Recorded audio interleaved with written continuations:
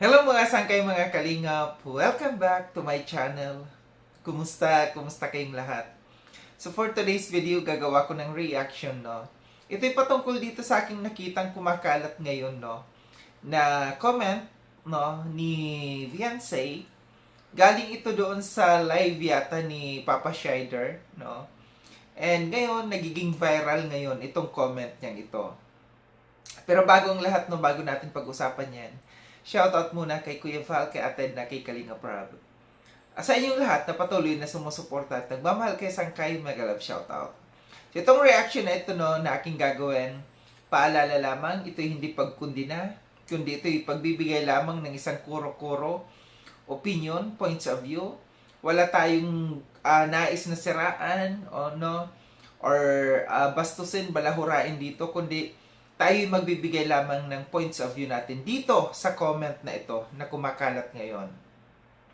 So ito na nga, no, marami na akong nabasa, marami na mga nag-forward sa akin dito, no, na itong comment na ito ni Viansay. Sabi niya dito, hindi talaga kayo titigil hanggat walang nakukulong sa inyo. Kaya gumawa ako ng YouTube channel para may pagtanggol ang family ko. Walang niyak kayo. Pinagkakakitaan nyo kami. Makakamit din namin ang hustisya. May karma din kayo. So ito nga yun, no? Dahil nga ito, nakita na mayroon ng YouTube channel itong si Viansay, pinag-usapan ito. Pinag-usapan ng maraming reactors, no? Kung bakit ngayon, na kung kailan kasagsagan, no, ng issue, bakit ngayon niya naisipan na gumawa ng YouTube channel. And alam naman natin na maraming mga magbabash talaga sa kanya. Bakit ngayon? Ito yung tanong ng karamihan. Bakit ngayon niya itinaon, no, na gumawa ng YouTube channel? Ang sagot niya naman dito, sabi niya, kaya siya na gumawa, no, ng YouTube channel ay para maipagtanggol niya yung family niya. So, ito ba ay isang dahilan, no, na para ipagtanggol yung family? Ito ba yung way, no? Ito ba yung way niya na kaya siya gumawa ng YouTube channel para maipagtanggol ang family niya? Parang mali yata, ano. Ang sa akin lamang, no, ito'y para mas lalong mabash siya, no? Mas lalo siyang mabash. Hindi ito yung ibig sabihin na para maipagtanggol niya yung family niya, no? Hindi ito yung paraan na para gumawa siya ng channel na para ipagtanggol yung family. Maraming paraan na pwede niyang ipagtanggol yung family, no? Yung family niya or siya. Or much better, no, na the more na sumasagot, the more na nagiging magulo. Kasi ito yung, ulitin ko, ito yung ipinaglalaban nila na gusto nila ng katahimikan. Doon mismo sa Tolfo, sinabi niya kay Kuya Val na ayaw na niya, no? Gusto niya ng katahimikan. Sa paggawa ng YouTube channel, no, hindi ito yung paraan na para matahimik. Yung gusto nila ng katahimikan, hindi. Ito pala ay gusto niya na para maging lumaban, no? Ito yung nakikita ko, para lumaban siya sa mga bashers, no? Ito yung reason kung bakit siya gumawa ng channel. And parang may pagbabanta siya dito, no? Yung sinabi niya na hindi talaga kayo titigil hanggat walang nakukulong. So, ito yung niya, ito yung pagbabanta sa mga tao na para bagang lahat ng mga taong gumagawa ng reaction sa kanya, lahat ng mga taong kumukundina sa kanila, ipapakulong nila, no? Tandaan po natin, no, na lahat ay may proseso. And kung lahat ng mga tao na gumagawa ng reactions sa kanya ay pakukulong niya, abay malaking halagang pera yan.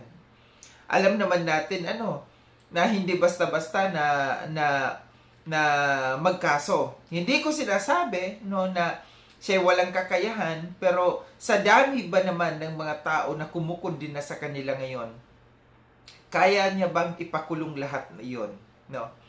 Lahat ng mga taong gumagawa ng reaction sa kanya. So, kaya ko nasabi may pagbabanta dito kasi hindi ganun kadali magpakulong ng tao, no?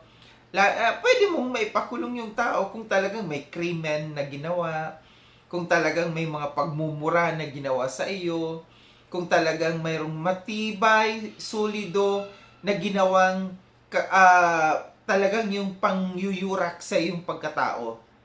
No, alam ko na may mga ilan-ilan diyan, no, na mga below the belt, no. Ito'y siguro yung mga tao na pwede mong sa pagsabihan na ipakukulong, no. Pero kung yung mga tao na gumagawa lamang ng reactions, no, na walang mga libelous, no, I don't think so na pwedeng matakot dito sa pananakot dito ni Viancé, no.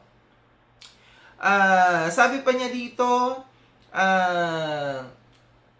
pinagkakakitaan, no. Sa totoo lang, no. Totoo talaga. Ito mayroong ano naman siya na pinagkakakitaan sila. Dahil nasa social media tayo, nasa YouTube tayo. Alam natin na sa tuwing magko-content, sa tuwing merong views, talagang views yan, may kita yan. Pinagkakakitaan talaga. Pero hindi ito yung madali lamang, no, na pagkita ng revenue, kundi pinaghihirapan din ito ng mga reactors. Sa totoo lang kasi, no, kung ayaw niya na pagkakitaan siya, no, mas maganda yung nananahimik.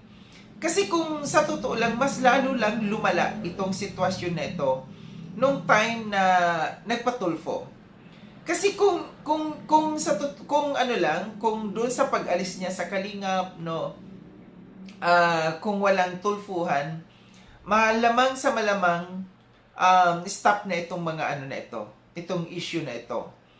Kasi ang mga reactors pagka sinabihan na stop, sinabihan na Kuya Val na Kalingap, stop na, tama na, wag nang mag-reactions, no, nananahimik. Pero nung nagpatulfo siya, no, nung ipinatulfo niya si Kuya Val, mas lalong lumala. Hindi na na-control yung mga reactors na gumagawa ng reactions. Talagang may kita dito, no. And kahit naman si Raffy Tulfo, no, nung siya ay nagpatulfo, nung siya ay pinatulfo ni Kuya Val din, may kita din. Kasi content, no. So sabi niya dito, makakamit din namin ang hustisya. May karma din kayo. So, ulitin ko itong ginagawa ni Viancé, no, na pag-comment, no, kung siya man ito, ito'y hindi nakakatulong, no, sa katahimikan na kanilang hinahangad, no. Mas lalo lamang, no, tinitrigger yung mga reactors na gawan sila ng reactions sa tuwing merong nakikita na mga comments nila. So, base dito sa aking obserbasyon, no, sa aking pananaw, dito sa comment na ito ni Viancé, kita ko yung pagiging palaban, no. Pagiging palaban talaga. Hindi na siya yung Viancé na nakita natin noon nung siya ay nasa Kalingap, no. Ibang-iba na. Hindi siya yung Viancé na hindi pala imik, no. Sobrang totally nag-transform. Itong Viancé na ito ngayon na nakikita natin. Kahit ako mismo, nagugulat ako na kaya pala ni Viancé magsalita ng mga ganitong salita. Yung pagiging palaban. Kahit doon sa Tulfo nung sa kay Kuya Val, yung tinuturo niya si Kuya Val, no, hindi ko in-expect na siya yung Viancé noon, nung na-scout ng Kalingap. Totaling iba. Totaling nag-transform. Hindi ko lang alam kung siya nati-trigger dahil sa mga pangyayari kaya siya nakakapagsalita ng ganito, or talagang siya na nga ba talaga ito mula noon pa, no. Baka nung nagpanggap lang siya nung siya ay nandito sa Kalingap, no, na iba yung kanyang hindi siya pala sagot, siya ay pala ngiti-ngiti lang, no. Yun yung kasing nakikita nating Viancé. Hindi ko alam kung itinago lamang niya itong kanyang pag-uugali na nakikita natin ngayon na hindi magandang pag-uugali, no. Ulitin ko, ang reaction kong ito ay hindi para kundinahin, kundi bastusin, hindi para bastusin, kundi ito'y pagbibigay lamang ng aking points of view base sa aking nakikita kung ano yung mga nangyayari, ano yung kaganapan, kung sino nga ba si Viancé noon at kung sino si Viancé ngayon, So ito lang aking reaction mga sangkay mga kalingap, no, na walang katahimikan. Hindi kayang patigilin ng isang VNC ang mga reactors. Lalo't lalo na yung mga reactors na hindi taga-kalingap. Kasi marami ng mga reactors, no, na hindi taga-kalingap na gumagawa na rin ng reaction sa kanya na mas brutal, no, na magsalita ng mga reactors galing sa labas. Yung mga reactors dito sa loob ng kalingap, mild lang. Nasa tama lang yung kanilang mga reaction videos. Pero yung mga nasa labas ng kalingap ng mga reactors, brutal kung magsalita sa kanya, no? Para bang wala silang takot na magsalita, no? Laban dito sa kay Beyonce na ito. Maraming salamat mga sangkay na sa panonood. Sa mga hindi pa nakapag-subscribe kay Sangkay Loans, subscribe nyo na po ako. Click yung notification bell para updated kayo sa lahat ng mga videos na aking gagawin. Like and share itong video na ito mga sangkay. Kita-kits tayo ulit sa susunod na video na aking gagawin. Ingat kayo sa dako ng mundo mang kinaroroon. Paalam na mga sangkay mga kalinga, paalam.